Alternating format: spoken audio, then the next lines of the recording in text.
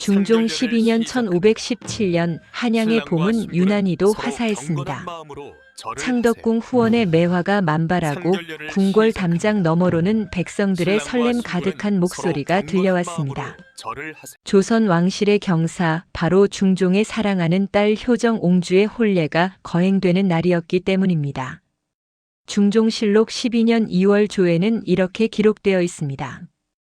효정옹주가 순창부사 조침의 아들 조의정에게 하가하니 상이 매우 기뻐하시며 혼례를 성대히 치르도록 명하셨다. 중종은 후궁 소생이었던 효정옹주를 유난히 아꼈습니다. 총명하고 단아한 성품을 지닌 딸이 좋은 배필을 만나 행복하게 살기를 간절히 바랐던 것입니다. 효정옹주가 16의 나이로 혼례를 올린 상대 조의정은 당대 최고의 혼처로 손꼽히는 인물이었습니다. 그의 부친 조침은 순창부사를 지낸 명망 있는 관료였고 가문은 여러 대에 걸쳐 고위 관직을 배출한 명문가였습니다. 연려실 기술에 따르면 조씨 가문은 대대로 청백리의 명성을 이어온 집안으로 기록되어 있었습니다. 조의정 자신도 출중한 외모에 학문이 깊었고 무엇보다 예의범절이 바른 청년으로 소문이 자자했습니다. 혼례를 앞두고 궁중에서는 석 달 전부터 준비가 시작되었습니다. 상의원에서는 옹주의 화롯과 원삼을 특별히 제작했고 사홍원에서는 혼례 음식을 준비했습니다. 중종은 직접 내탕금을 풀어 딸의 혼수를 넉넉히 마련하도록 했습니다. 궁녀들은 옹주의 혼례 준비를 도우며 입을 모아 말했습니다. 마마께서 얼마나 아끼시는지 이리도 성대한 혼례는 처음 뵙습니다. 혼례 전날 밤 효정옹주는 자신을 돌보던 상궁과 마지막 밤을 함께 했습니다. 10년 넘게 곁을 지켜온 상궁은 옹주의 손을 꼭 잡으며 눈시울을 붉혔습니다. 옹주마마 부디 부마댁에서 행복하게 사시옵소서. 마마께서는 어질고 착하신 분이시니 분명 복된 삶을 사실 것입니다. 옹주는 고개를 끄덕이며 미소 지었습니다. 16 소녀의 얼굴에는 설렘과 기대, 그리고 약간의 두려움이 뒤섞여 있었습니다. 궁궐 밖의 삶, 부마의 아내로 살아갈 날들. 그녀는 아직 알지 못했습니다. 자신을 기다리고 있는 운명이 얼마나 잔인한 것인지를. 혼례 당일 창덕궁 도남문 앞은 인산인해를 이루었습니다. 백성들은 왕실의 경사를 함께 축하하기 위해 이른 새벽부터 자리를 잡았습니다. 5시, 오전 11시 오후 1시가 되자 홍문관 대제학이 혼서를 낭독했습니다. 대조선국 국왕 폐하의 명을 받들어 효정옹주를 순창부사 조침의 아들 조의정에게 배필로 정하노라. 조의정은 사모관대를 갖추고 궁궐로 들어섰습니다. 그의 모습은 정말이지 흠잡을 데 없었습니다. 고든 자세, 단정한 용모, 예를 갖춘 걸음걸이. 지켜보던 신하들과 백성들은 감탄을 금치 못했습니다. 저런 훌륭한 부마를 얻으시다니 옹주마마께서 복이 많으십니다. 대전에서 거행된 전할례는 엄숙하면서도 화려했습니다. 조의정은 중종 앞에서 3번 절하고 기러기를 바치는 예를 올렸습니다. 중종은 사위가 될 청년을 똑바로 바라보았습니다. 그의 눈빛은 단호했습니다. 과인의 딸을 맡기노라. 부디 평생 아끼고 사랑하여 왕실의 사위로서 부끄럽지 않은 삶을 살기를. 황송하옵니다, 전하. 소신은 목숨을 다해 옹주마마를 지키고 섬기겠나이다. 조의정의 대답은 자신감에 차 있었고 그 목소리에는 진실이 담겨 있는 듯 보였습니다. 교벨의 순서가 되자 붉은 비단 장막 너머로 효정옹주가 모습을 드러냈습니다. 화려한 화롯을 입은 그녀는 마치 한 폭의 그림 같았습니다. 족두리에 꽂힌 비녀들이 햇살에 반짝였고 고운 연지곤지가 그녀의 아름다움을 더했습니다. 처음으로 서로를 마주한 두 사람은 서로에게 절을 올렸습니다. 그 순간 조의정의 눈빛에 무언가가 번뜩였습니다. 과연 이것이 사랑이었을까요? 아니면 왕실 사위가 되었다는 성취감이었을까요? 그 미묘한 감정의 차이를 당시에는 아무도 알아차리지 못했습니다. 혼례를 마치고 조의정의 사저로 향하는 가마 안에서 효정 옹주는 가슴이 두근거렸습니다. 창밖으로는 축하하는 백성들의 환호성이 들렸고 거리 곳곳에는 홍등이 걸려 있었습니다. 그녀는 생각했습니다. 이제부터는 부마 부인으로 살아가는구나. 낯선 곳, 낯선 사람들. 하지만 저분이 곁에 계시니 두렵지 않습니다. 조의정의 사저는 북촌의 가회동에 자리 잡고 있었습니다. 99칸 규모의 웅장한 기와집이었고 넓은 사랑채와 안채가 격식을 갖추어 배치되어 있었습니다. 궁궐지에 따르면 부마의 집은 왕실의 위엄을 잃지 않되 사치스럽지 않도록 건축되었다고 합니다. 대문 앞에는 이미 하인들이 줄지어 서서 새 주인을 맞이할 준비를 하고 있었습니다. 신방에 들어선 효정 옹주를 조의정은 공손히 맞이했습니다.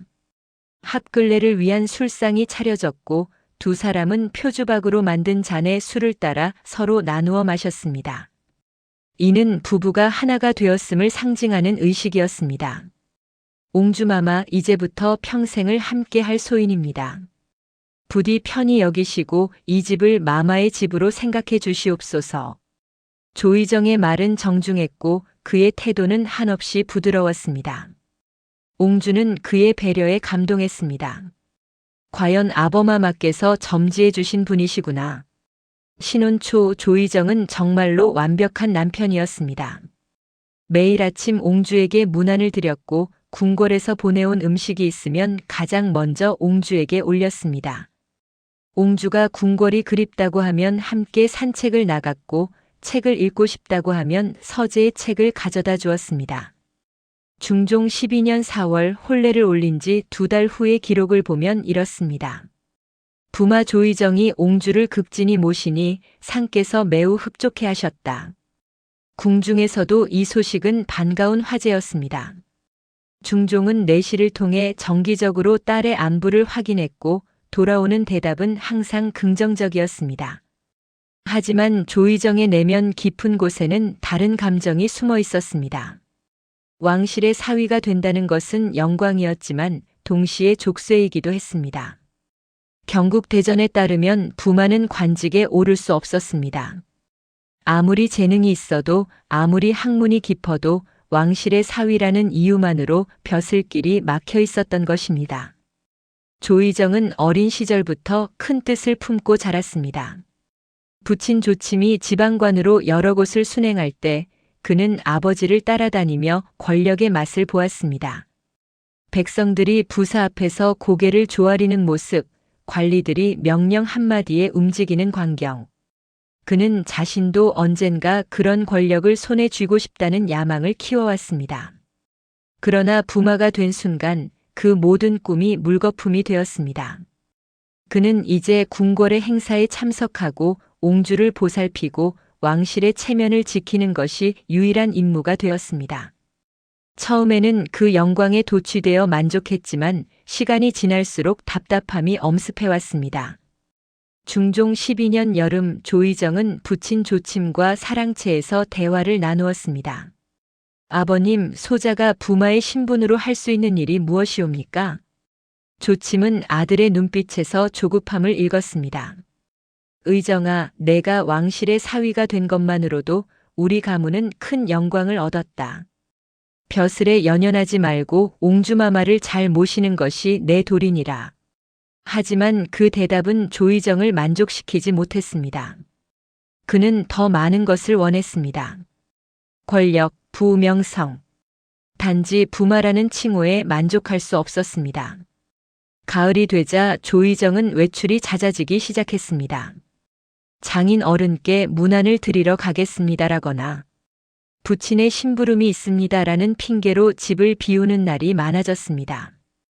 효정 옹주는 처음에는 남편의 효심이 깊은 것이라 생각하며 대수롭지 않게 여겼습니다.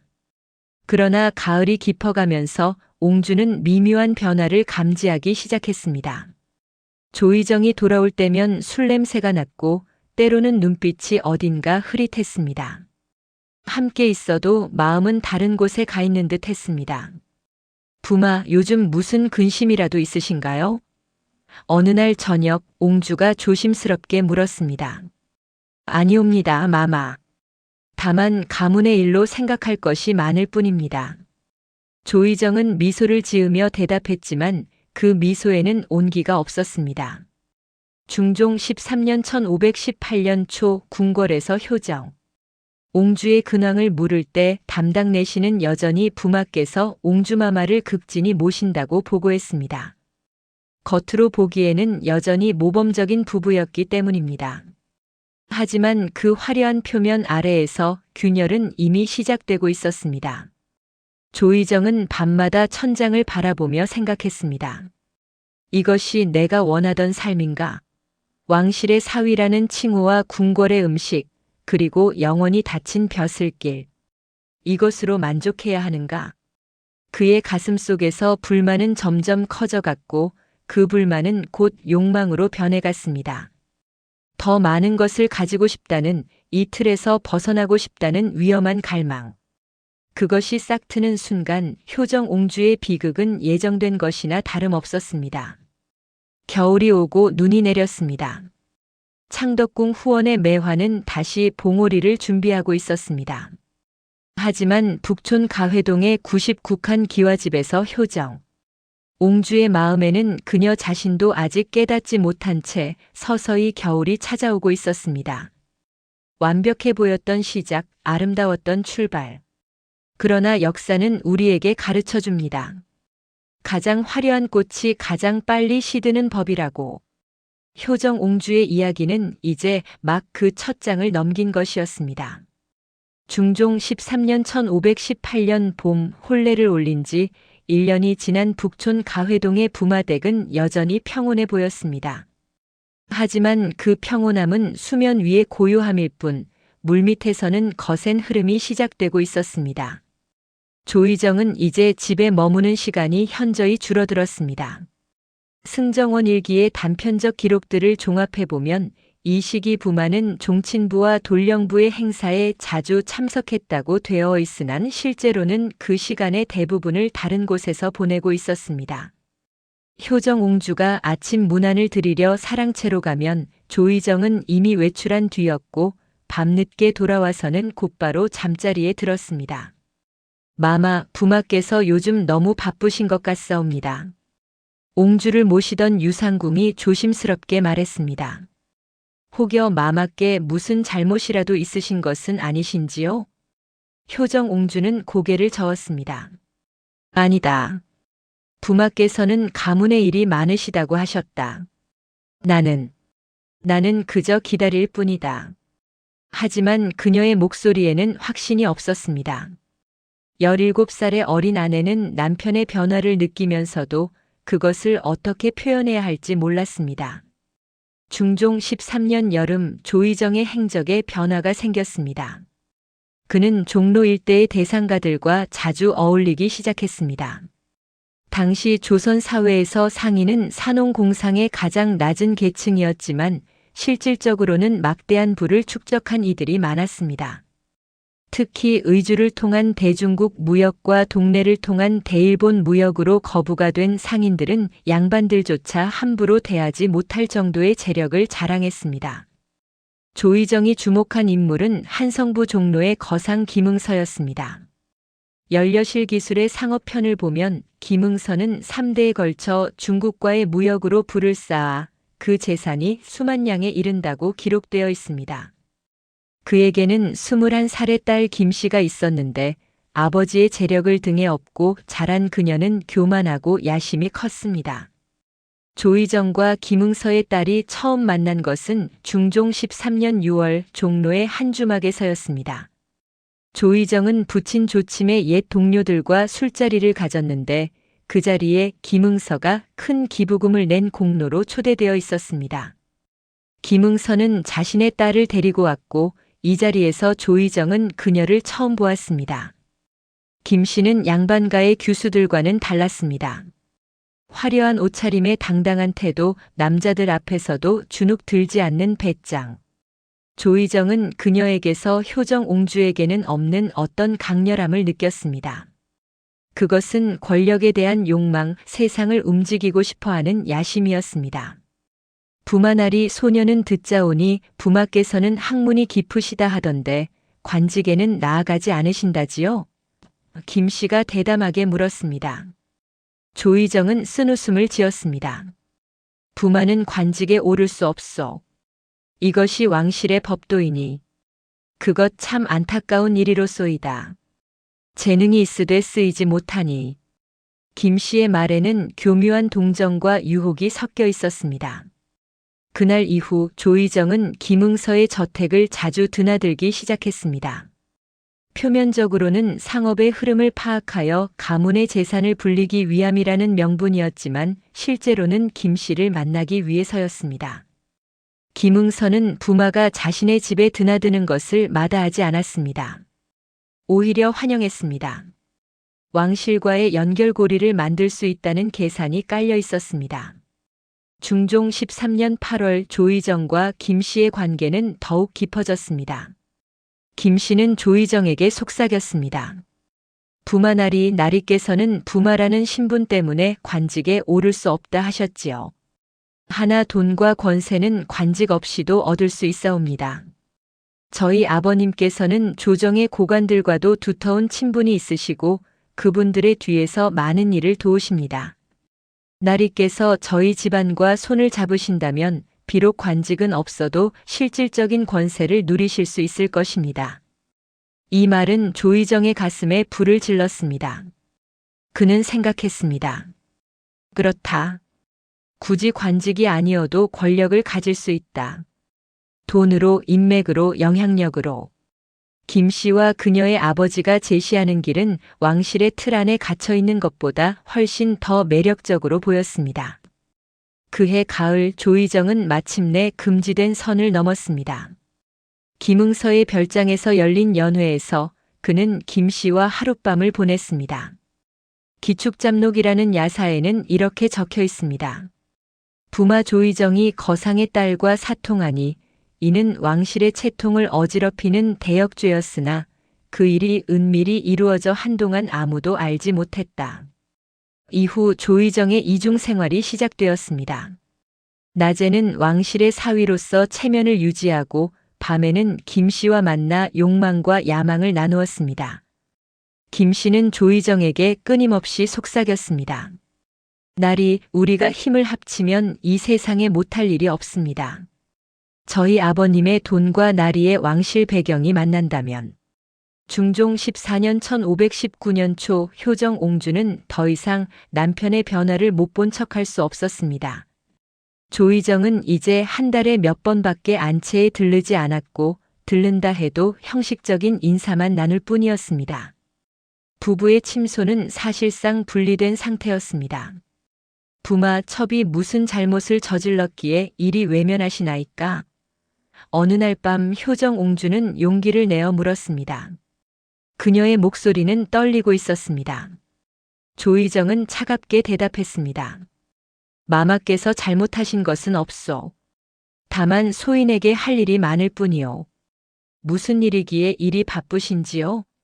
첩과 함께 계시는 시간보다 밖에서 보내시는 시간이 더 많으시지 않습니까? 마마, 부마의 일에 일일이 간섭하지 마시오. 조의정의 목소리에는 짜증이 섞여 있었습니다. 왕실의 옹주로 계시면 그만이지 소인의 행동까지 감시하려 하시오. 이 말에 효정 옹주는 깊이 상처받았습니다. 그녀는 남편을 감시하려는 것이 아니었습니다. 다만 함께 있고 싶었고 부부로서의 온기를 느끼고 싶었을 뿐이었습니다.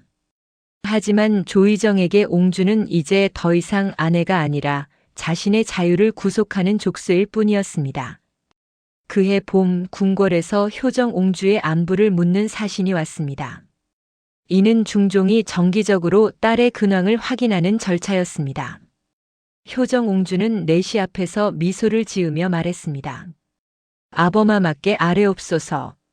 소녀는 잘 지내고 있으며 부마께서도 지극정성으로 소녀를 돌보신다고. 이것은 거짓말이었습니다. 하지만 효정 옹주는 아버지를 걱정시키고 싶지 않았고 무엇보다 왕실의 체면을 지키고 싶었습니다. 부마와의 불화를 알린다는 것은 곧 왕실의 수치를 드러내는 일이었기 때문입니다. 궁중 예절에는 옹주는 시가에서의 어려움을 함부로 친정에 고하지 말아야 한다는 규정이 있었습니다. 중종 14년 여름 조의정의 행동은 더욱 대담해졌습니다. 그는 김응서의 자금으로 남대문 밖에 별장을 마련했고 그곳에서 김씨와 공공연히 동거하다시피 했습니다. 상궁들과 하인들 사이에서는 이미 소문이 퍼지고 있었습니다. 부마께서 밖에 여인을 두셨다더라. 그것도 상가의 딸이라지 않는가. 효정 옹주의 귀에도 이 소문들이 들렸습니다. 처음에는 믿지 않으려 했습니다. 설마 부마께서 그러실 리가.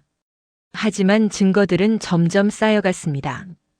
조의정의 옷에서 낯선 향내가 났고 그의 주머니에서 여인의 것으로 보이는 비녀가 떨어진 적도 있었습니다. 어느 날 효정 옹주는 유상궁에게 명했습니다. 상궁, 부마께서 요즘 어디를 다니시는지 알아보아라. 은밀히 아무도 모르게. 유상궁은 며칠 동안 조심스럽게 조의정의 행적을 추적했습니다. 그리고 돌아와 옹주에게 보고했습니다. 마마 용서하옵소서. 부마께서는 남대문 밖 별장에 자주 드나드시옵니다. 그곳에 한 여인이 머물고 있다 하옵니다. 효정 옹주는 그 말을 듣는 순간 눈앞이 캄캄해졌습니다. 소문이 사실이었던 것입니다. 남편은 정말로 다른 여자를 두고 있었습니다. 18살의 어린 아내는 그 충격을 감당할 수 없었습니다. 마마. 유상궁이 쓰러지려는 옹주를 부축했습니다. 정신을 차리시옵소서. 효정 옹주는 며칠 동안 방에서 나오지 않았습니다. 음식도 거의 들지 않았고 밤마다 베개를 적시며 울었습니다. 내가 무엇을 잘못했기에 왜 저는 나를 버리시는가? 중종 14년 가을 조의정은 드디어 본색을 완전히 드러냈습니다. 추석 명절날 본래라면 부마는 옹주와 함께 궁궐의 문안을 가야 했습니다. 그러나 조의정은 몸이 아프다는 핑계로 궁궐 방문을 거부했습니다. 효정 옹주는 혼자 궁궐에 들어가야 했습니다. 중종은 사위가 함께 오지 않은 것을 의아하게 여겼습니다. 부마는 어찌 함께 오지 않았느냐? 부마께서 몸이 편찮으시다 하였나이다. 효정 옹주는 겨우 거짓말을 해냈습니다. 하지만 중종은 딸의 표정에서 무언가를 눈치챘습니다. 효정아, 너 혹시 시댁에서 무슨 어려움이라도 있느냐? 아니옵니다, 아버마마. 소녀는 잘 지내고 있사옵니다. 옹주는 억지로 미소를 지었습니다. 하지만 그 미소는 너무나 슬펐습니다. 그날 밤 효정 옹주가 부마댁으로 돌아왔을 때 조의정은 집에 없었습니다. 하인에게 물으니 남대문 밖으로 가셨다는 대답만 돌아왔습니다. 효정 옹주는 그날 밤 혼자 명절 음식을 마주하고 앉아 소리 없이 눈물을 흘렸습니다. 중종 14년 겨울 김씨는 더욱 대담해졌습니다. 그녀는 조의정에게 요구했습니다. 나리, 이제 소녀를 정식으로 첩으로 들이시지요. 그렇게 하시면 저희 아버님께서 나리의 사업에 더 큰 투자를 하실 것입니다. 조의정은 망설였습니다. 아무리 그래도 왕실에 옹주가 있는데 첩을 들인다는 것은 큰 문제가 될 수 있었습니다. 하지만 김씨와 김응서가 제시하는 조건은 매력적이었습니다. 막대한 자금과 상단의 네트워크, 그리고 조정 관료들과의 연결. 좀 더 시간을 주시오. 조의정은 일단 시간을 끌기로 했습니다. 하지만 그의 마음은 이미 기울어져 있었습니다. 그해 겨울 북촌 가회동의 부마댁은 추웠습니다. 아무리 온도를 떼워도 효정 옹주의 방은 따뜻해지지 않았습니다. 그녀는 창밖에 눈을 바라보며 생각했습니다. 혼례를 올렸던 그날의 설렘은 어디로 갔을까? 완벽해 보였던 그 시작은 대체 무엇이었을까? 조선 왕조실록 어디에도 이 시기 효정 옹주의 고통은 기록되어 있지 않습니다. 역사는 궁궐의 의례와 국가의 대사만을 기록했을 뿐 한 여인의 눈물은 기억하지 않았습니다. 하지만 그 눈물은 분명 존재했고 그 고통은 실제했습니다. 조의정의 야망은 점점 커져갔고 효정 옹주의 고독도 깊어갔습니다. 그림자는 이제 단순한 그림자가 아니라 모든 것을 삼킬 듯한 어둠이 되어가고 있었습니다. 그리고 이 어둠 속에서 옹주는 점점 더 작아지고 있었습니다. 중종 15년 1520년 봄 조의정은 마침내 결정을 내렸습니다. 김씨를 정식으로 첩으로 들이기로 한 것입니다. 이는 왕실 옹주가 있는 부마로서는 있을 수 없는 일이었지만 그는 더 이상 왕실의 규율을 두려워하지 않았습니다. 김응서가 제시한 막대한 재산과 권력의 유혹은 그의 마지막 양심마저 잠식해버렸습니다. 조야첨제라는 야사에는 이렇게 기록되어 있습니다. 부마 조의정이 거상의 딸을 첩으로 들이니 이는 왕실의 채통을 크게 훼손하는 일이었다. 그러나 그 여인의 집안이 워낙 재력이 막강하여 조정의 고관들조차 함부로 입을 열지 못했다.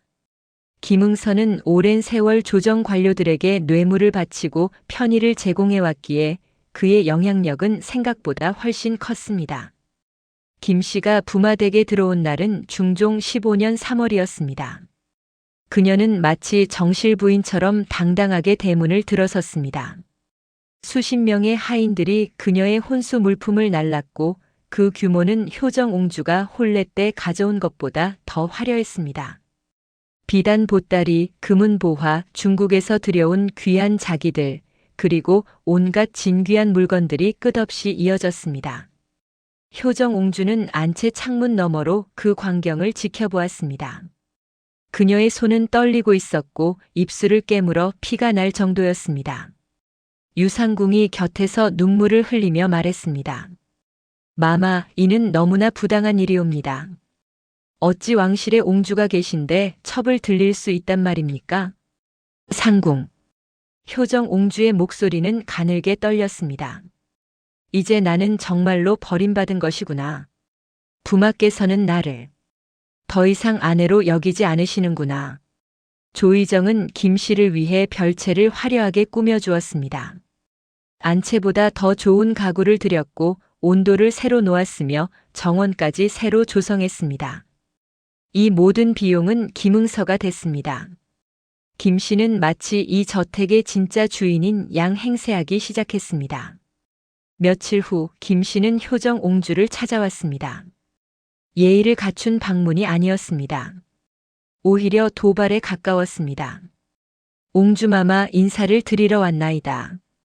김씨의 목소리에는 겉으로는 공손함이 있었지만 그 속에는 오만함이 가득했습니다. 효정 옹주는 김씨를 똑바로 바라보았습니다. 22살의 김씨는 화려한 옷차림에 값비싼 장신구들로 치장하고 있었습니다. 그녀의 눈빛에는 승리감이 담겨 있었습니다. 내가 여기 온 이유가 무엇이냐? 효정 옹주는 애써 평정을 유지하며 물었습니다.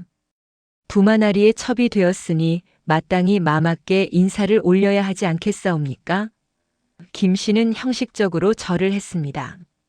하지만 그 절은 너무나 건성이었고 오히려 조롱에 가까웠습니다. 부마께서 허락하셨느냐? 첩을 드리는 것을? 효정 옹주의 목소리가 떨렸습니다. 물론이옵니다.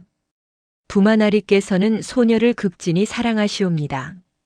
김씨는 대담하게 대답했습니다. 소녀의 아버님께서 부마나리의 사업에 큰 도움을 주시기에 나리께서도 소녀를 소중히 여기시는 것이옵니다. 이 말 속에는 분명한 메시지가 담겨 있었습니다. 나는 당신과 달리 쓸모가 있다. 나는 재산과 권력을 가져다 준다. 당신은 이제 아무 쓸모도 없는 빈 껍데기일 뿐이다. 효정 옹주는 그 모욕을 견뎌야 했습니다.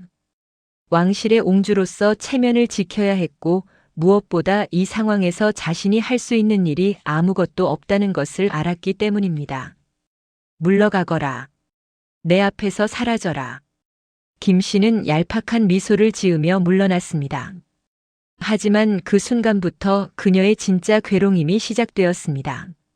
중종 15년 여름 김씨는 저택 내에서 자신의 세력을 확장하기 시작했습니다. 하인들에게 돈을 뿌려 회유했고 자신의 명령을 따르지 않는 사람들은 조의정을 통해 내쫓았습니다.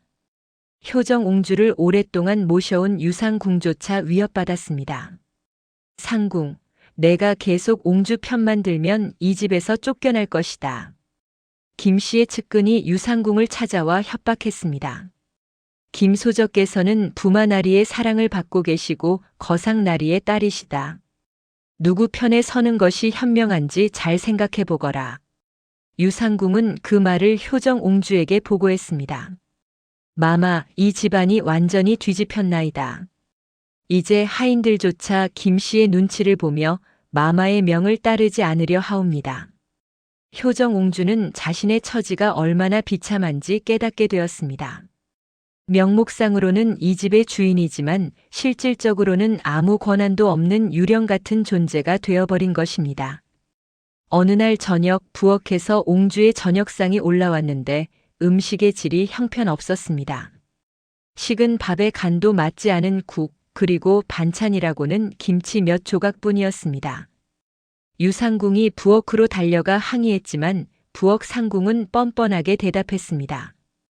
요즘 김소적께서 진귀한 음식들을 드시는 바람에 안채까지 신경 쓸 여유가 없습니다. 김소적께서 중국에서 들여온 식재료로 요리하라 명하셨거든요. 이는 명백한 모욕이었습니다. 왕실의 옹주보다 첩의 음식을 먼저 챙긴다는 것은 상상할 수 없는 일이었습니다. 하지만 이제 이 집에서는 그것이 현실이 되었습니다. 중종 15년 가을 김씨의 횡포는 더욱 심해졌습니다. 그녀는 효정옹주가 산책하는 정원에 일부러 나타나 큰 소리로 웃으며 하인들과 이야기했습니다. 부마나리께서 어젯밤에 제게 이런 말씀을 하셨지요. 내가 이 집의 진정한 안주인이다라고요.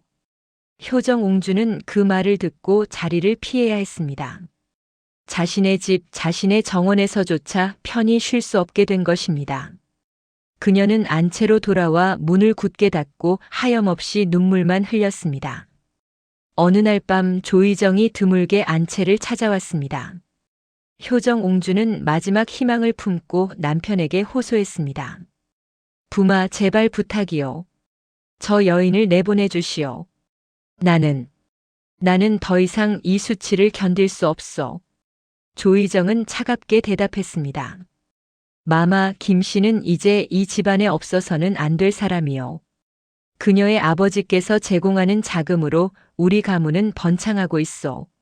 마마께서는 그저 왕실의 옹주로서 체면만 지켜주시면 돼요. 체면? 체면이라고? 효정옹주의 목소리가 높아졌습니다. 첩이 안주인 행세를 하고 하인들이 나를 무시하는데 무슨 체면을 지키란 말이오? 마마께서 소란을 피우시면 이 일이 궁궐에 알려질 것이요. 그렇게 되면 왕실의 수치가 되는 것은 마마 자신이요.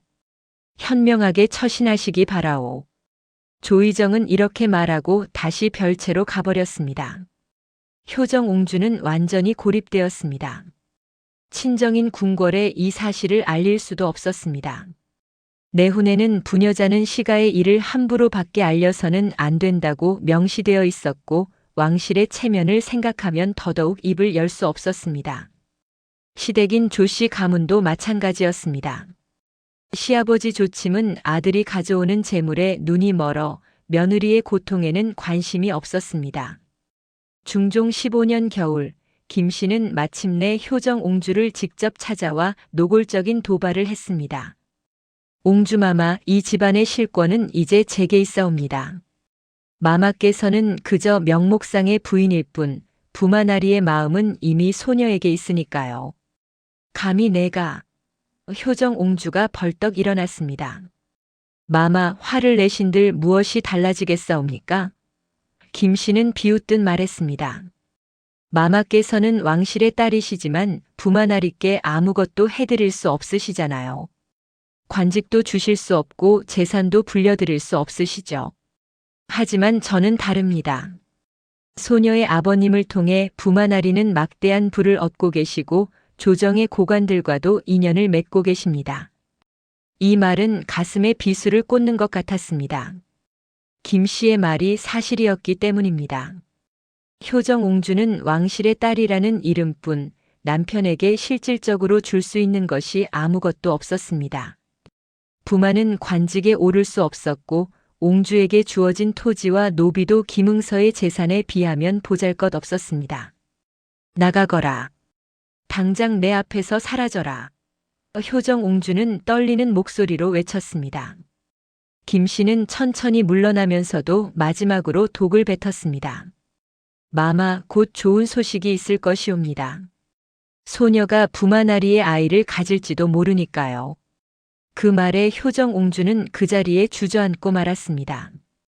결혼한 지 3년이 넘도록 그녀는 아이를 갖지 못했습니다. 남편이 안채에 오는 횟수가 극히 드물었기 때문이기도 했지만 극심한 스트레스로 몸이 약해진 탓도 있었습니다. 만약 김 씨가 먼저 아들을 낳는다면 효정옹주의 입지는 완전히 사라질 것이었습니다. 그날 밤 효정옹주는 유상궁에게 물었습니다. 상궁, 나는 이제 어찌해야 하는가?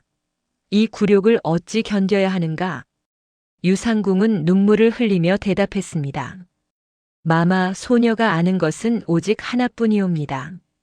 마마께서는 왕실의 딸이시고 이 나라의 옹주이시옵니다. 아무리 세상이 부당해도 그 신분만은 아무도 빼앗을 수 없사옵니다. 하지만 효정옹주는 알고 있었습니다. 신분이란 것이 얼마나 공허한 것인지, 왕실의 딸이라는 이름이 얼마나 무력한 것인지.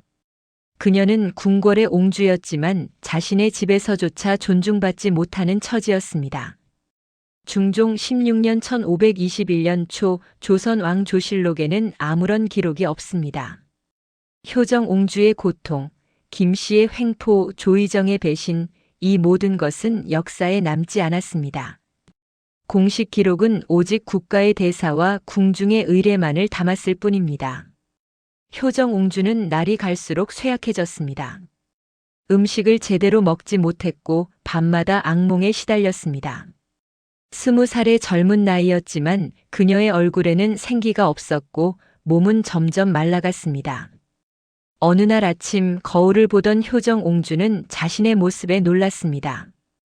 핏기 없는 얼굴, 움푹 들어간 눈, 메마른 입술. 이것이 내 모습인가? 불과 3년 전만 해도 궁궐의 꽃이라 불리던 내가 이렇게 변해버렸단 말인가? 빈 궁궐처럼 텅 비어버린 마음, 아무도 채워주지 않는 공허함. 효정옹주는 이제 자신의 저택에서조차 유령처럼 떠돌고 있었습니다. 그리고 저 멀리 별채에서는 김 씨의 웃음소리가 들려왔습니다. 그 웃음은 효정옹주에게 가장 잔인한 고문이었습니다. 겨울 바람이 북촌을 휩쓸었습니다. 효정옹주는 창밖을 바라보며 생각했습니다. 이 고통이 언제까지 계속될 것인가?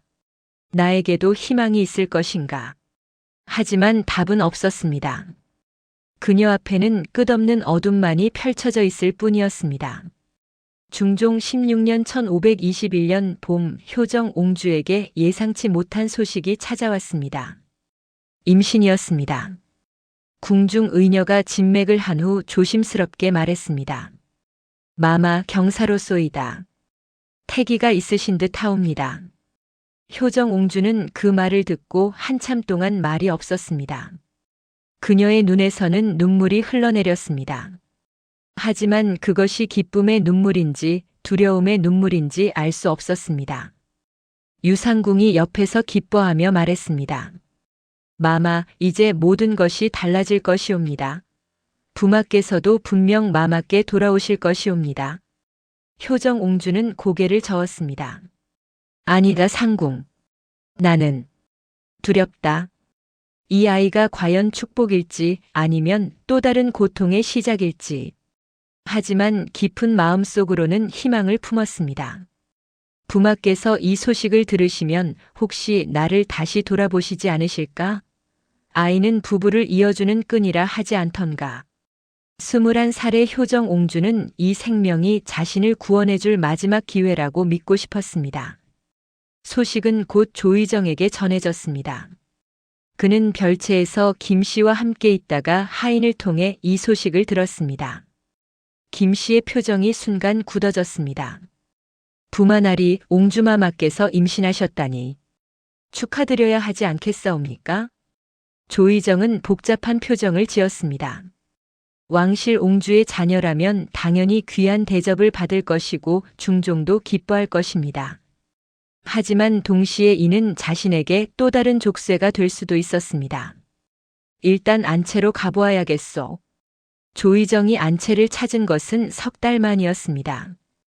효정 옹주는 남편을 맞으며 기대에 찬 눈으로 바라보았습니다. 부마 들으셨나이까? 우리에게 아이가 생겼나이다. 그러하다니 다행이요. 조의정의 대답은 건조했습니다. 마마께서는 몸조리 잘하시고 태교에 힘쓰시오. 왕실의 외손이니 귀하게 여겨야 할 것이오.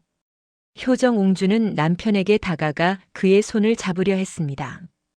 부마, 이제 우리 다시 시작할 수 있지 않겠사옵니까? 아이가 태어나면 우리는 가족이 되는 것이옵니다. 하지만 조의정은 슬쩍 손을 빼며 말했습니다. 마마, 소인은 바쁜 몸이요. 마마께서 편히 쉬시는 것이 태교에 좋을 것이요. 그는 형식적인 인사만 남기고 다시 별채로 돌아갔습니다. 효정 옹주는 그 짧은 만남에서도 절망을 느꼈습니다. 남편의 눈에는 기쁨도 애정도 없었습니다. 오직 의무감만이 있었을 뿐입니다.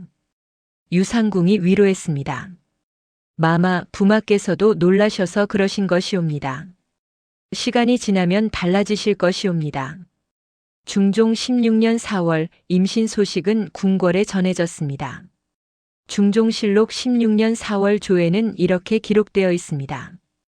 효정 옹주가 태기가 있다 하니 상께서 매우 기뻐하시며 의녀를 보내어 돌보게 하고 내의원에 명하여 태산약을 준비하게 하셨다. 중종은 딸의 임신 소식에 크게 기뻐했습니다. 내시를 통해 좋은 음식과 약재를 보내주었고 정기적으로 안부를 확인했습니다. 하지만 중종은 알지 못했습니다. 딸이 처한 진짜 상황을, 사위의 배신과 첩의 횡포를, 그리고 며느리가 겪고 있는 극심한 고통을. 효정 옹주의 임신 초기는 순탄치 않았습니다. 입덧이 심했고 몸이 허약한 상태에서 임신을 하는 바람에 여러 증상이 나타났습니다. 궁중에서 보낸 의녀가 진찰하고 말했습니다. 마마께서는 기혈이 허하시옵니다. 마음을 편히 가지시고 좋은 음식을 드시며 무엇보다 스트레스를 받지 않으셔야 하옵니다. 하지만 스트레스를 받지 않는 것이 어찌 가능하겠습니까? 효정 옹주는 매일 김씨의 괴롭힘을 견뎌야 했고 남편의 냉대를 참아야 했습니다. 별채에서는 밤마다 조의정과 김씨의 웃음소리가 들려왔고 그 소리는 효정 옹주의 가슴을 찢었습니다. 중종 16년 여름 김씨는 효정 옹주의 임신을 오히려 자신의 무기로 삼았습니다. 그녀는 하인들에게 말했습니다. 옹주마마께서 임신하셨으니 몸을 움직이시면 안 된다. 집안의 모든 일은 내가 맡아서 처리하겠다. 이는 표면적으로는 배려처럼 들렸지만 실제로는 효정 옹주에게서 마지막 남은 권한마저 빼앗는 것이었습니다.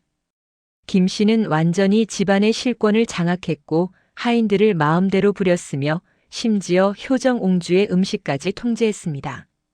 마마께서 드실 음식은 제가 직접 확인하겠나이다.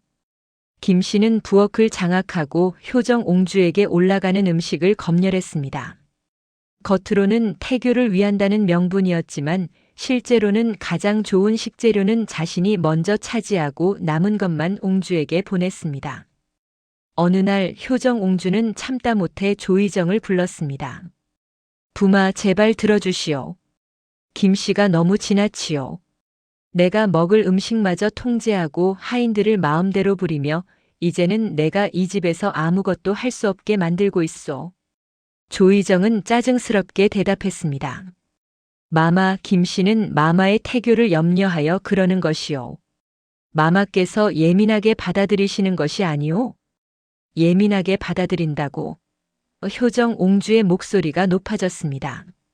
내가 왕실의 옹주인데 첩의 눈치를 보며 살아야 한단 말이오. 내가 먹을 음식마저 그녀의 허락을 받아야 한단 말이오. 마마 소란을 피우지 마시오. 조희정이 버럭 소리를 질렀습니다. 마마께서 이렇게 화를 내시면 태교에 좋지 않소. 그저 조용히 계시면서 아이나 무사히 낳으시오. 그것이 마마께서 할 일이오. 효정옹주는 더 이상 말할 수 없었습니다. 남편마저 자신을 단지 아이를 낳는 도구로만 여기고 있다는 것을 깨달았기 때문입니다. 그녀는 주저앉아 울음을 터뜨렸습니다. 태교 신기에는 임신부는 마음을 평온히 하고 좋은 것을 보고 좋은 소리를 들어야 한다고 기록되어 있습니다. 하지만 효정옹주의 현실은 정반대였습니다. 매일 모욕을 당하고 남편의 냉대를 받고 첩의 괴롭힘을 견뎌야 했습니다. 중종 16년 가을 효정옹주의 배가 불러오기 시작했습니다. 임신 5개월째였습니다. 궁중에서 보낸 의녀는 걱정스러운 표정으로 말했습니다. 마마의 맥이 약하시옵니다. 기혈이 부족하여 태아에게 영양이 제대로 전달되지 않는 것 같사옵니다. 반드시 좋은 음식을 드시고 마음의 평안을 유지하셔야 하옵니다. 하지만 효정옹주에게 좋은 음식도 마음의 평안도 허락되지 않았습니다. 김 씨는 여전히 부엌을 장악하고 있었고 조희정은 여전히 별채에서 김 씨와 시간을 보내고 있었습니다. 어느 날 밤 효정옹주는 배를 쓰다듬으며 아이에게 속삭였습니다. 아가야 미안하구나. 내 어미가 너에게 좋은 환경을 만들어주지 못해서. 하지만 너만은 건강하게 태어나거라. 제발 부탁이다. 그날 밤 별채에서는 조희정과 김 씨가 술을 마시고 있었습니다. 김 씨가 교묘하게 말했습니다. 부마나리 옹주마마께서 곧 아이를 낳으시겠지요. 왕실의 외손이니 분명 귀하게 대접받을 것이옵니다. 그러하겠지. 조희정이 무심코 대답했습니다. 그렇다면 소녀도 나리의 아이를 갖고 싶사옵니다. 김 씨가 대담하게 말했습니다. 소녀가 아들을 낳는다면 비록 첩의 소생이지만 나리의 장남으로 인정받을 수 있지 않겠사옵니까? 조희정은 잠시 생각에 잠겼습니다. 효정옹주가 딸을 낳는다면 김 씨의 아들이 실질적인 후계자가 될 수도 있었습니다. 경국대전에 따르면 적서의 구분이 있었지만 재산 상속에 있어서는 아들이 우선이었습니다. 중종 16년 겨울 효정옹주는 임신 8개월에 접어들었습니다. 배가 크게 불렀고 몸을 움직이는 것조차 힘들었습니다. 의녀는 거듭 경고했습니다. 마마의 몸 상태가 좋지 않사옵니다. 출산이 매우 어려울 수 있으니 지금부터라도 극진히 몸을 보살펴야 하옵니다. 궁궐에서 중종은 딸의 출산이 가까워졌다는 소식을 듣고 최고의 산파와 의녀들을 부마댁으로 보냈습니다. 그리고 조희정에게 전교를 내렸습니다. 부마는 옹주를 극진히 돌보아 무사히 출산하도록 하라. 이는 왕실의 경사이니 조금도 소홀히 해서는 안 된다. 하지만 조희정은 이 전교조차 귀담아 듣지 않았습니다. 출산이 임박한 시기에도 그는 여전히 별채에서 김 씨와 시간을 보냈습니다. 어느 날 저녁 효정옹주가 갑자기 배를 움켜쥐고 신음했습니다. 상궁, 배가 너무 아프다. 유상궁이 급히 의녀를 불렀고 의녀는 진맥 후 놀라며 말했습니다.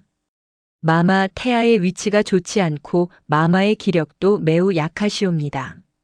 지금이라도 부마를 불러 마마께 힘이 될 수 있도록 해야 하옵니다. 유상궁이 급히 별채로 달려가 조희정을 찾았습니다.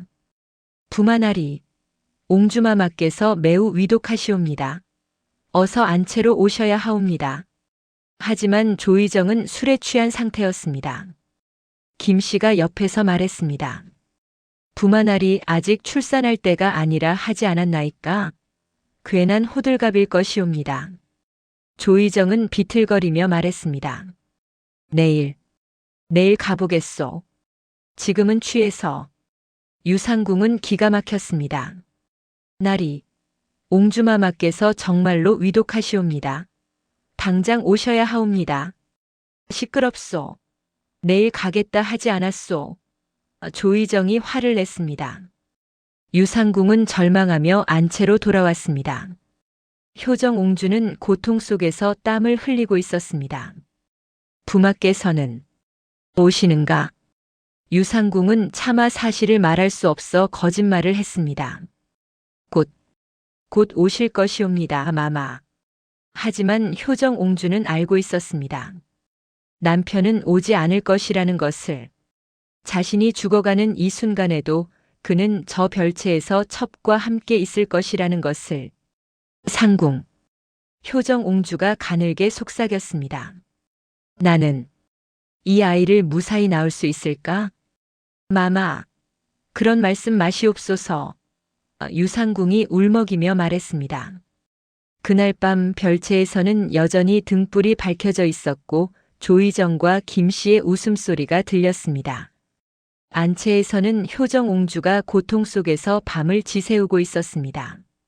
생명의 무게는 너무나 무거웠고 남편의 마음은 너무나 차가웠습니다. 중종 17년 1522년의 새해가 다가오고 있었습니다. 효정옹주에게 남은 시간이 얼마 없다는 것을 그때는 아무도 몰랐습니다. 중종 17년 1522년 정월 초 새해의 첫날이 밝았습니다. 궁궐에서는 세배의식이 거행되었고 백성들은 새해의 희망을 품었습니다. 하지만 북촌 가회동의 부마댁 안채에서는 효정옹주가 생사의 기로에서 싸우고 있었습니다. 진통은 금음날 밤부터 시작되었습니다. 산보에 따르면 초산부의 진통은 보통 하루 정도 지속된다고 했지만 효정옹주의 진통은 이틀째 계속되고 있었습니다. 궁중에서 파견된 최고의 산파 박씨가 땀을 흘리며 말했습니다. 옹주마마 힘을 내셔야 하옵니다. 조금만 더 힘을 내시옵소서. 효정옹주는 온몸이 땀으로 젖어 있었습니다. 22살의 어린 몸은 이미 기력이 바닥났고 극심한 고통으로 의식마저 흐려지고 있었습니다. 아이가 나오지 않소. 그녀의 목소리는 간신히 들릴 정도로 약했습니다. 의녀가 다급하게 진맥을 하고는 얼굴이 새하얗게 변했습니다. 마마의 기혈이 거의 다하셨사옵니다. 태아의 위치도 좋지 않고 산도도 제대로 열리지 않고 있사옵니다. 이대로는 의녀는 차마 말을 잇지 못했습니다. 유상궁이 다시 별채로 달려갔습니다. 이미 어젯밤에도 3번이나 갔다 왔지만 조희정은 여전히 나타나지 않았습니다. 부마나리, 제발 부탁이옵니다. 옹주마마께서 정말로 위독하시옵니다. 당장 오시지 않으면 큰일이 나옵니다. 조희정은 이번에도 술에 취해 있었습니다. 김씨가 새해를 맞아 진귀한 술과 음식을 준비했고 그는 밤새 김씨와 함께 술을 마시고 있었습니다. 시끄럽소. 여인네들이 호들갑이 심하구려. 출산이란 원래 고통스러운 법이요. 내가 가봐야 할 수 있는 일이 무엇이 있단 말이오? 나리, 의녀께서 마마의 목숨이 위태롭다 하셨나이다. 유상궁이 울부짖듯 외쳤습니다. 김씨가 나서며 차갑게 말했습니다. 상궁, 부마께서 아무리 가신들 출산에 도움이 되겠사옵니까? 오히려 방해만 될 뿐이옵니다. 상궁께서는 빨리 들어가서 마마를 돌보시는 것이 옳을 듯 하옵니다. 유상궁은 분노로 온몸이 떨렸습니다. 하지만 첩의 말에 조희정이 고개를 끄덕이는 것을 보고는 더 이상 말할 수 없었습니다. 그녀는 절망적인 마음으로 안채로 돌아왔습니다. 정월 초이틀 새벽 효정옹주의 상태는 더욱 악화되었습니다. 산파 박씨가 필사적으로 아이를 꺼내려 했지만 효정옹주는 이미 힘을 낼 수 없는 상태였습니다. 의녀는 울먹이며 말했습니다. 마마, 제발 정신을 차리시옵소서. 조금만 더 힘을 내시옵소서. 효정옹주는 흐려지는 의식 속에서 자신의 짧은 생을 떠올렸습니다. 중종의 사랑을 받으며 자랐던 궁궐에서의 어린 시절, 화려했던 혼례식, 완벽해 보였던 시작, 그리고 이어진 배신과 굴욕, 외로움과 고통. 이것이 내 운명이었던가. 이렇게 끝나는 것이 나의 삶이었던가. 마마, 마마. 유상궁의 절규하는 소리가 들렸습니다. 효정옹주는 간신히 눈을 떴습니다. 상궁. 아이는 살릴 수 있겠는가? 마마, 그런 말씀 마시옵소서. 마마께서 살아야 아기도 사옵니다. 효정옹주는 희미하게 미소 지었습니다. 상궁. 나는 알고 있다. 나는 오래 버티지 못할 것을. 그녀의 손이 배를 쓰다듬었습니다. 아이만이라도 제발 살려달라고 부마께 전해다오. 그 순간 효정옹주의 몸에서 피가 쏟아져 나왔습니다. 의녀와 산파가 필사적으로 지혈을 시도했지만 피는 멈추지 않았습니다. 동의보감 부인문에 기록된 대로 이는 산후대출혈이었습니다. 당시의 의술로는 막을 방법이 없었습니다. 마마, 마마. 방 안이 온통 비명과 울음소리로 가득 찼습니다. 효정옹주는 희미해지는 의식 속에서 마지막 힘을 다해 말했습니다. 아버마마께 용서를 구한다고. 불효녀가 먼저 가는 것을 용서해달라고. 그녀의 목소리는 점점 작아졌습니다. 그리고 부마께는 전하지 말거라. 그분은 이미 나를. 효정옹주의 손이 힘없이 떨어졌습니다. 정월 초이틀 진시 오전 7시 9시 조선 중종의 딸 효정옹주는 22살의 나이로 출산 중 세상을 떠났습니다. 아이는 끝내 세상에 나오지 못했습니다. 안채는 통곡 소리로 가득 찼습니다. 유상궁은 옹주의 차가워진 손을 붙잡고 울부짖었습니다. 마마, 마마, 눈을 뜨시옵소서. 제발 눈을 뜨시옵소서. 의녀는 눈물을 흘리며 조용히 말했습니다. 옹주마마께서 승하셨나이다. 이 소식이 별채에 전해진 것은 한시진 약 2시간 후였습니다. 조의정은 그제야 술에서 깨어나 안채로 향했습니다. 하지만 그가 도착했을 때 효정옹주는 이미 백포로 덮여 있었습니다. 조의정은 멍하니 아내의 시신을 바라보았습니다. 그의 얼굴에는 복잡한 감정이 스쳐 지나갔습니다. 후회일까요? 아니면 두려움일까요? 유상궁이 눈물과 분노로 그를 노려보았습니다. 나리께서 조금만 일찍 오셨더라면. 마마께서 나리를 그렇게 찾으셨는데. 조의정은 아무 말도 하지 못했습니다. 김씨도 뒤따라 들어왔지만 그녀는 오히려 안도의 표정을 감추지 못했습니다. 이제 자신의 경쟁자가 사라진 것입니다. 정월 초사흘 효정옹주 승하의 소식이 궁궐에 전해졌습니다. 중종실록 17년 1월 3일 조에는 이렇게 기록되어 있습니다. 효정옹주가 출산 중 승하하니 상께서 통곡하시며 크게 슬퍼하셨다.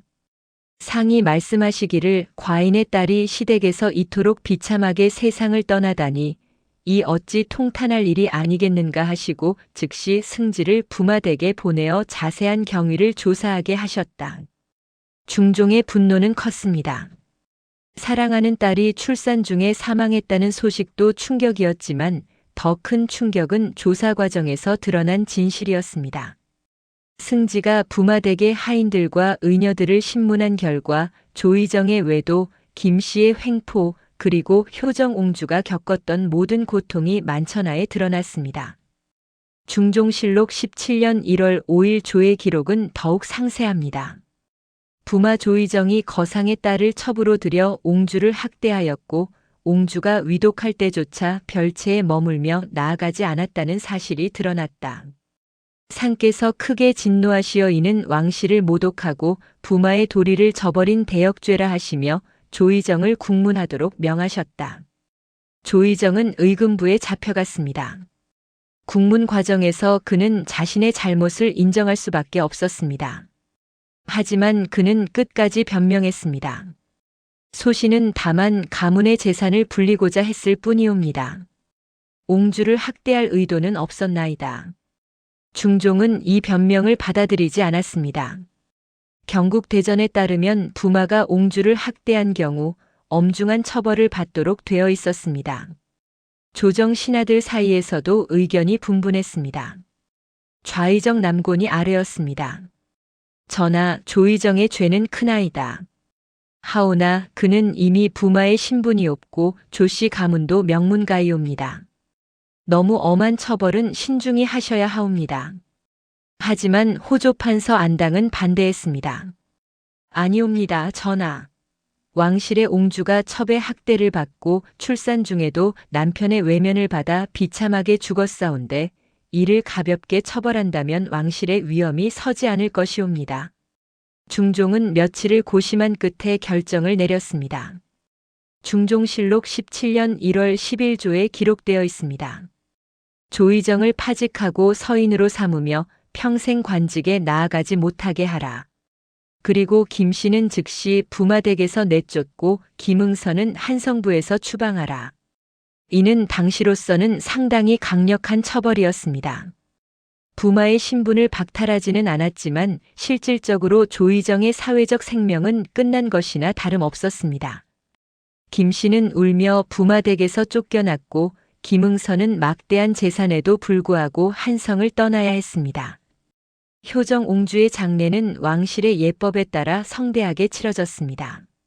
중종은 친히 제문을 지어 딸의 명복을 빌었습니다. 제문의 일부는 이렇습니다. 내가 어찌 이리 일찍 아비를 두고 갔는가. 아비는 내가 행복하기를 바랐거늘 내게 이런 고통이 있을 줄 어찌 알았으랴. 아비의 불찰이니 이 어찌 통곡하지 않으랴. 효정 옹주는 한성 밖 양주의 선산에 안장되었습니다. 장례식 당일 조의정도 참석했지만 백성들과 신하들은 그를 차갑게 외면했습니다. 그는 아내의 무덤 앞에서 절을 올렸지만 그 절이 진심에서 우러난 것인지는 아무도 알 수 없었습니다. 세월이 흘러 중종 20년 1525년 조의정은 병으로 세상을 떠났습니다. 연려실 기술에는 조의정이 효정 옹주 사후 늘 악몽에 시달렸으며 정신이 온전치 못한 상태로 여생을 보냈다고 기록되어 있습니다. 어떤 이들은 이것이 옹주의 한이 그를 따라다닌 것이라 말했습니다. 김씨의 행방은 역사에 기록되지 않았습니다. 한성에서 추방된 김응서도 몇 년 후 파산하여 초라하게 죽었다는 야사가 전해질 뿐입니다. 효정 옹주의 이야기는 후대에 여러 형태로 전해졌습니다. 개축일기, 한중록 등 조선시대 궁중 여성들의 기록에는 효정 옹주의 비극이 교훈으로 언급되었습니다. 왕실의 딸이라 해도 좋은 배필을 만나지 못하면 비참한 삶을 살 수 있으니 혼처를 정할 때 신중해야 한다는 것이었습니다. 그로부터 500년이 흐른 오늘날 효정 옹주의 이야기는 현대인들에게도 깊은 울림을 줍니다. 신분의 고하를 막론하고 배신과 외도 그리고 정서적 학대는 한 사람의 삶을 파괴할 수 있습니다. 왕실의 옹주였지만 남편의 사랑을 받지 못하고 첩의 괴롭힘을 견뎌야 했으며 출산 중에도 외면당한 채 비참하게 죽어간 효정 옹주. 그녀의 무덤은 지금도 양주의 어느 산기슭에 남아 있습니다. 세월에 풍화된 묘비에는 간단히 효정 옹주지묘라고만 새겨져 있습니다. 화려했던 시작, 비참했던 끝. 하지만 그녀의 이야기는 우리에게 말합니다. 진정한 사랑이 없는 관계가 얼마나 잔인할 수 있는지, 권력과 재산에 눈이 먼 욕망이 어떻게 한 사람의 생명을 앗아갈 수 있는지, 그리고 침묵과 체면 뒤에 숨겨진 고통이 얼마나 깊을 수 있는지를. 효정 옹주는 죽었지만 그녀의 이야기는 살아있습니다. 시대를 초월하여 신분을 초월하여 모든 이들에게 경고하고 있습니다. 사랑 없는 관계의 끝이 무엇인지, 배신이 얼마나 깊은 상처를 남기는지, 그리고 한 사람의 고독이 얼마나 비극적인 결과를 낳을 수 있는지를. 북촌 가회동의 99칸 기와집은 오래전에 헐렸습니다. 하지만 그곳에서 흘렸던 효정 옹주의 눈물은 역사의 페이지 사이에 영원히 남아 오늘날을 사는 우리에게 여전히 메시지를 전하고 있습니다. 사랑하십시오. 진심으로 사랑하십시오. 그리고 당신 곁의 사람을 소중히 여기십시오. 효정 옹주가 그토록 바랐던 하지만 끝내 얻지 못했던 그 따뜻함을 우리는 서로에게 줄 수 있어야 하지 않겠습니까? 빈 궁궐의 눈물은 이제 그쳤지만 그 눈물이 남긴 교훈은 영원히 우리와 함께할 것입니다.